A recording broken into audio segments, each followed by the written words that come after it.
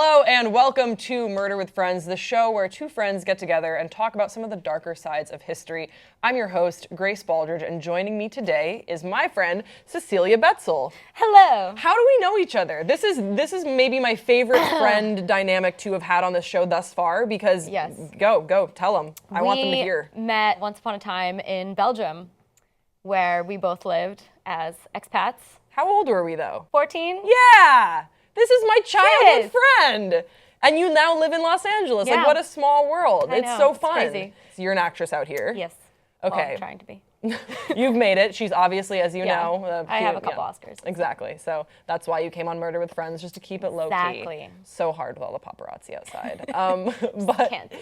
When I was talking about this show, we sort of immediately gravitated towards Aileen Wuornos because you played her in a play or something? Yeah, I was at the New York Film Academy, and for my sort of last project scene, we did a scene from Monster, and I was playing Aileen, and so I did a bunch of research on her, found her extremely fascinating, and I remember watching the movie when I was a kid, and I watched it. Monster when you were a kid? Yeah, I was way too young. It's not a kid's movie. I was telling my mom that I was doing this, and I was like, remember we watched that movie? I was like 10 or something, and she was like, oh. And I was like, yes.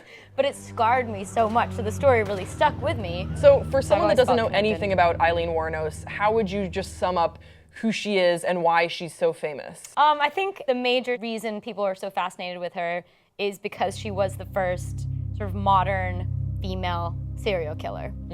You know, this was sort of unprecedented at the time, and it was a very violent time, sort of early 90s, and she killed a lot of guys. So that's how you would sum up Aileen Wuornos. But for those of you that are still unfamiliar with Aileen Wuornos, let's toss to a clip right now that sums up exactly who we'll be talking about today. A case unique in criminal history that would create global fascination. Another serial killer is in the news. This killer does not fit the typical profile. 6 men shot in cold blood. She was a danger to any man she picked up on the highway. A brutal killer stalks the state of Florida. Hey, you want to help me make some money? I really feel she was evil. One of the most evil people I've ever been around. Highway hooker turns serial killer. She hated men. That's exactly why she killed. Made it real easy to pull the trigger. This is the remarkable story of the investigation into the world's most infamous female killer. She was more of an animal. She frankly needed to be put down. I'll be up in heaven while y'all rotting in hell. Whoa. One of my favorite parts about doing this show is finding sort of these obscure YouTube videos, and then you have these talking heads that say crazy things like she needed to be put down. But all right, let's dive into. Isn't that nuts? She needed to be put down like an animal. She's a lesbian manhunter. Yeah. But you get a lot of that with Aileen. She absolutely is a figure that everyone wants to talk about if you are interested in murders, which obviously we are. So let's talk a little bit about her childhood. I think that with Aileen, more than any other serial killer, the issue of nature versus nurture came up because she had a really difficult childhood. She was born February 29th, a leap year, 1956, and Aileen's mother was 14 when she gave birth, and I think within by the time that Aileen was 2 to 4, when she was really young, her mom sort of gave her up, and then Aileen was raised by her grandparents alongside her aunt and uncles that were then her brothers and sisters. That's correct, right? Yes, she did have a brother as well. Yes, she had a brother, Keith, who she was very, very close with. But this was an odd family dynamic. A lot of people have said that she was abused by her guardians, by her grandparents. Now, the extent of that abuse is not totally clear. It doesn't seem like there was sexual abuse in the home, but he was, at least we can say with certainty that her grandparents were very strict. Yes, there was definitely physical abuse, whipping and but I guess maybe at that time that was a little more accepted. Well, the interesting thing is that people have said, yes, that was accepted at the time, but some of the neighbor kids said, I didn't notice her aunts and uncles, but brothers and sisters, if you're following, getting the same sort of treatment as Aileen and her brother Keith. Her and Keith were definitely treated differently than the other children. yeah, there's a lot of speculation about sexual abuse, but no, she never, well, she said a lot of things. Yeah, and I think that's another thing that we should just make clear when we're talking about Aileen is that her own account of her life changed so much. Yeah, she actually had a child when she was 14 that was quickly taken away, but she has claimed many different men were the father, whether it was her grandfather, her father's friend, or a boy her age. So I think it's important when we talk about how her sexuality started at such a young age. I think 10 or 11, she was prostituting herself effectively. Yeah, she was prostituting herself for loose change. She was doing sexual favors for cigarettes. She was, some people say that she was called cigarette pig by the kids in the neighborhood.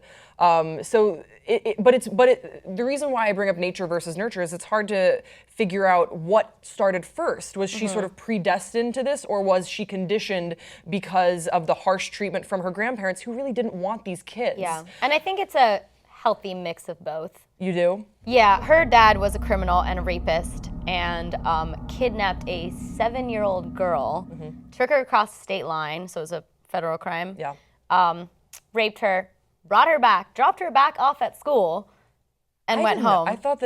I didn't know that. Yeah. I thought he killed her, which wouldn't be better.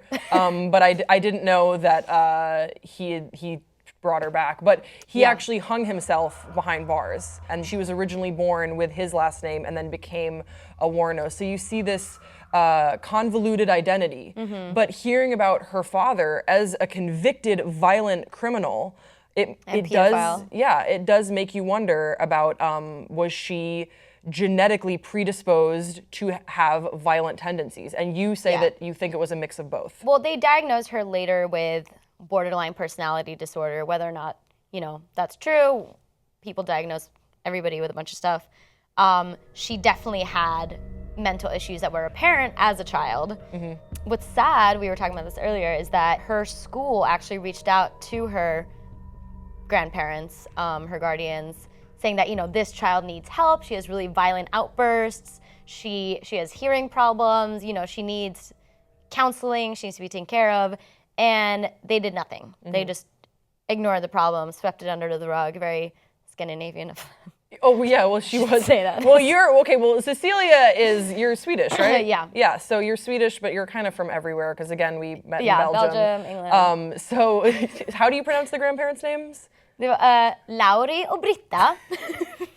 I don't know why that's funny. It's not funny. They were really mean people. Yeah, they were awful. They were absolutely Lauri, awful. her grandfather, was extremely abusive and violent and actually ended up killing himself too. He did. So we've already got, rape, violence, 2 suicides in her family, and she's still a child at this point. And then she finds comfort in her brother Keith, but people have gone on record saying that their relationship became sexual. Yes. And but oddly also innocent. So someone wrote a biography actually about Aileen Wuornos, and she made an interesting comparison that it was dark but innocent at the same time because she was just reaching out for this connection, and the only person that stuck with her was her brother Keith. It's very Cersei. Very Game of Thrones. Very Game of Thrones. Oh. Well, they only had each other. They only had each other.